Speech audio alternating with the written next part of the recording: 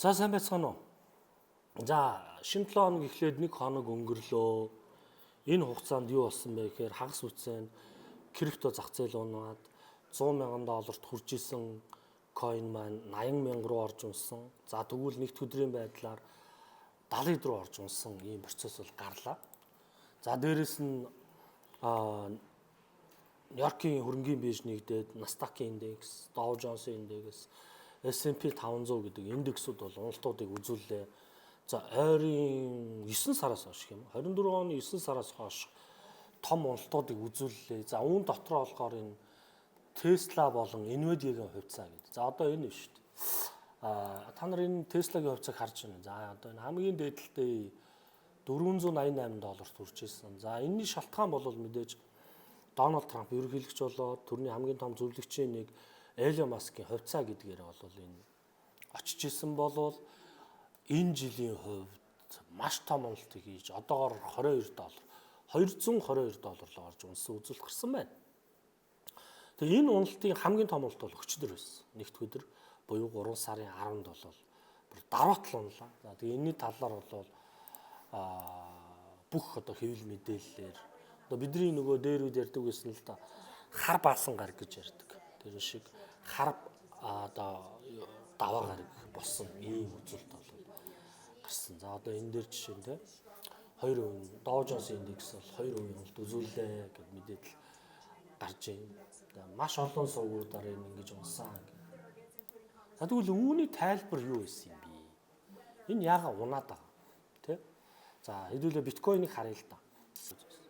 За юуны байдлаар бол энэ нөхөр 82-3 мянга дээр байсан болвол өчигдрийн байдлаар 76 мянга руу орж байсан.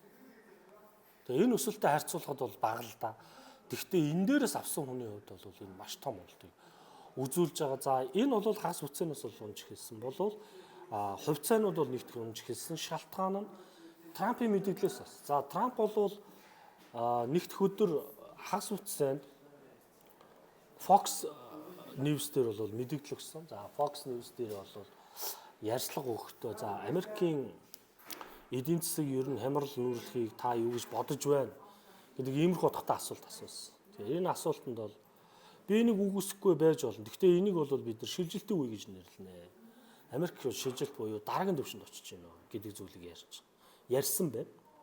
Тэгээ хөрөнгө оруулагч нар энэ мэдээлэл дээр үндэслэж юу харж ийнэ гэхээр 2024 оны 11 сарын 6-нд ерөнхийлөгчийн сонгуульд өгж итгэл үзүүлж одоо энэ шүү дээ биткойны энэ ханшийн өсөлт үзүүлсэн энэ ханш дээр нь Tesla-гийн энэ ханш бүгд Трампд итгэж хөрөнгө оруулагч нар хөрөнгөний зах зээл крипто зах зээл рүү хийсэн зүйлээ эргүүлэн татж авсан үйл явдал болсон гэсэн. Яагаад вэ? Хитрхи хурдцтай бодлого байна. Хитрхи юу байна? Тэ. Туйлбаргүй, тогтворгүй байна. Тэгээ энд их дургуулдаг хөрөнгө оруулагч нар. За ингэнэ ингээ бодоод ингээ юм хийжсэн чинь за Трамп юм шийдвэр гаргалаа. Гэжсэн чинь маргааш нь бодлого нь өөрчлөж байгаа чинь. Жишээ нь би өнгөрсөн 7 хоногийн 5 дахь өдөр крипто саммит болох чинь. За энэ дээр бол ингээд урьдчилсан үзүүлэлт мэдээллийн Трампын ерөнхий санааг нь харахад бид нар бол криптогийн хаан болно. Америк нэгдсэн улс татврын чөлөөлт бас байж болно гэдэг ийм зүйл. За дэрэн дээр XRP, HBR энэ төр бол нэлийн боломж өндөртэй. За нөөцөд бол XRP, ADO, Solana эднэрийг бол оруулнаа. Бид нар энэ одоо юу гэдэг үндэсний баялагын сан гэдгийг үүсгээд бидэрт бол 200 мянган биткойн бол байгаа хурааж авсан хууль бус аргаар олсон нөхдүүдийн ингээд ярьж исэн. Гэтэл яг чуулган болоод эхлээд ярихад уучлаарай бидэрт 200 мянга байхгүй юм байна уу? 200 мянгаыг байсныг энэ job эдийн засгийн газар бол баг ихэнх хувийн үрээ дуусчихлээ гэж яриа байх жишээ нь тийм мэдээлэл зөрдөг. За өмнө юу гэж ярьж байсан Украины дайны асуудал болоход бид нар $500 тэрбум бараа одоо тийм тусламж үзүүлсэн байна. Тэгсэн чинь яг ингээд албан ёсныхоор яг өгсөн $174 тэрбум зээл өгсөн байгаад байдаг. Тусламж нь гингүүд яг 500 гэдэг мэдээлэл ерөөс хаач байгаа. Зөвл Трамп тэгээд сүүлдээ энэ явсаар 350 тэрбум болж байгаа юм. Өөрийнх нь ярьж буй яриа яг албан ёсны гарч байгаа мэдээлэл зурж байна. Ярьсан ярианд дараа нь зурж байна. Тэгэхээр энэ дээр хөрөнгө оруулагч нар яг энэ хагас бүтцээний яриан дээрээсээ ер нь итгэл алдарсан гэдэг тайлбарууд бол явж байна.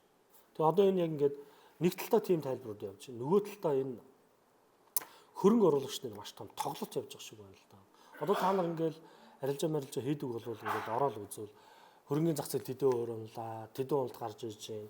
За Америк нэгдсэн улсын арилжаачдын айцын индекс бол энэ оныхаа хамгийн дээд түвшинд очлоо. За энийг бол бид нар юу гэж тайлбар нөгөө шокинг сейл гэж яриад байгаа. Айцын сейл гэж яриад байдаг. Хүн айгаад сандрахаараа өөрт байгаа хөрөнгийг шууд зардаг. За жишээ нь бид нар ковидын үеэр за Монголд ковид гарлаа, анх хотхон гэдэг гарлаа гээл те нөгөө Францын элчин сайд за гарлаа гингүүт бид нар шууд нарантуул ороод дэнжэмэнг ороод шуудаа гуурал хоёр гулууз мах энэ төр гээл аваад тэ нэгсэндөө айгаад ерөөсөө ингээд ковид гарвал хөдөө гараад амьдрна. Тэг хүнсээ ингээд цуглуулчих гэдэг рефлекс ажилласан. Тэгвэл хөрөнгө оруулагчны рефлекс яг тэгж ажилладаг. Хайш ингээл даруй тал унаал эхлэхэд авцсан байсан хүмүүс шууд юу ч бодохгүйгээр энэ өсөндөө гэж бодохгүйгээр зүгээр л мөнгөө гаргаж авъя гэдэг дээрээ зарж эхэлдэг гэсэн. Тэгээ яг энэ дээр нь дөрөөлөл одоо ингээл баахан гадны хэвлэл мэдээлэлээр ингээл мэдээл цацаж эхэлдэг. За ингээл цаашдаа хэмжээ нь ер нь унахаар байна. Ер нь эвгүй болчлоо шүү зах зээл. Ер нь Трамп. За тэгээ Трампыг шүүмжилж байгаа бас нэг шалтгаан юу ярьж байна гэхээр худалдааны дайн одоо бидний хэлсэнснээр нөгөө талаасаа тариф оногдвол. За бид нар энийг сар гарангийн өмнө ярьж ирсэн. Юу вэ гэхээр Америк нэгдсэн улс, Хятад, Канада, Мексик гуравтай худалдааны тариф оногдвол яригдсан. За үүндээ болохоор Мексик болон Канада 25%, Хятадд 10% гэдэг тариф оногдвол ярьж ирсэн. За тэгээ байжсэн нь яг энийг үндсэн санаа нь юундээ байсан бэ гэхээр ерөөсөө хар тамхитай холбоотойгоор нөгөө Франц, Канада болон Мексикээс маш их орж ирж байна. Та нар энэ дээр хариуцлага хүлээж арга хэмжээ авахгүй байна гэж үзээд хэрв та нар энэ дээр хариу хэмжээ авах юм бол гингүүт за Канада бол нэлээд их хэмжээний мөнгийг төсөв баталсан.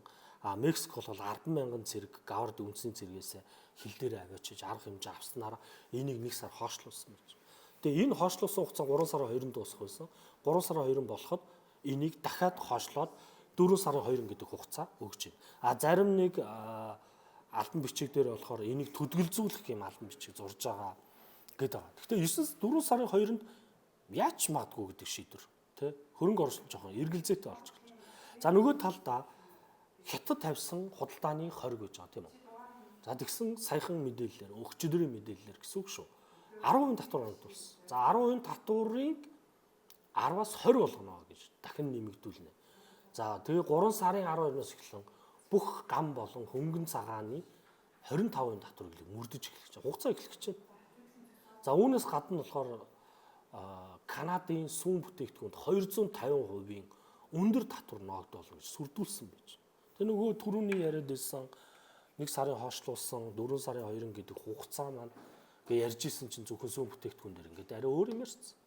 Тэгээ тэр Fox-д одоо өөр юу ярьсан бэ гэхээр цаг хугацаа өнгөрөх тусам тариф өсөх болно гэж хэлсэн байна. Тэгэхээр одоо Хятад таваад байгаа 25% татвар, Канада, Мексик тавьдсан 25% татвар эднэр зүгээр анхан шатны юм шүү. Зүгээр манад ашигтай байл гээд. Тэгээ энэ хөрөнгө оруулагч нарт тийм тата санагдаагүй бодлого нь айгүй тийм тодорхой бос. Тэгэл ингэж үзээд шууд хувьцаануудаа зарж эхлээд мөнгө гаргаж ирэх крипто зах зээл, хөрөнгөний зах зээл. За энэ бол ингээд явцсан гэж бол бодож болохгүй л дээ. За нөгөө талдаа би та нарт боломж гэдэг зүйлийг бас харуулъя. Ямар боломж вэ гэж. За жишээ нь одоо энэ индекс гэж байна. S&P биш. Nasdaq 100. За Nasdaq 100-гийн индексийг харъя л да. За тэгээ weekly-гээр тий. Энэ ингээ харж байна. За одоо энэ 2008 оны хямралаар ингэж унжсэн байдаг. За тэр үед бол нэг 1948-аас унаад 900 руу орж ирсэн байдаг юм байна. 1000 руу за нэг 900 функцийн уналт хийж ирсэн байдаг. Тэгээ тэрнээс хойш ингээ тасралтгүй өсөж байгаа. Тэр хооронд нэг ийм гарна. Одоо 15 онд нэг ийм уналт гарч ирсэн юм байна. За энэ уналт гэж чинь. За энэ 18 оны уналт. За энэ уналт бол Трамп ерөнхийлөгчөөс хойш гарсан хөдөлгөөн. Трампын нөлөө энэ үеж чинь. За энэ нэг маш том уналт байна 22 он. За энэ бол ковидын үеийн өмнөх уналт байж чинь. Ковидын үеэр гарч ирсэн уналт. За энэ 21 он, 22 он. За энэ нөгөө инфляцийн асуудал үүсээд QE хөтөлбөр ярьж исэн үе. За тэгээ үүн дээр дайн нэмэгдэж орж ирсэн. За тэрнээс хойш үс. Тэгвэл одоо энэ унж байгаа юм л тэ. Одоо энэ өчигдраас хэлсэн энэ уналт ингээ явчих. Тэгээ эдэртэй харьцуулахад зүгээр л нэг ийм л юм орж ирэх гэж.